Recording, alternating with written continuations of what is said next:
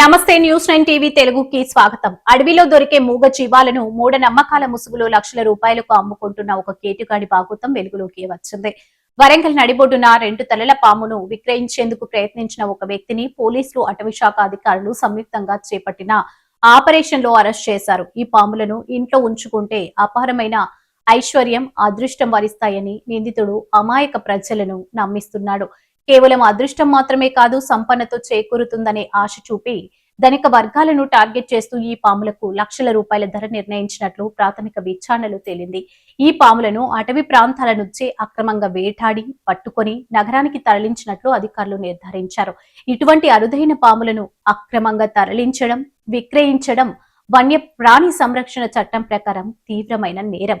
ఈ ముఠా వెనుక ఇంకా ఎవరెవరున్నారు, ఎన్ని పాములను ఇలా అక్రమంగా రవాణా చేశారు అన్న కోణంలో అధికారులు లోతుగా దర్యాప్తు చేస్తున్నారు.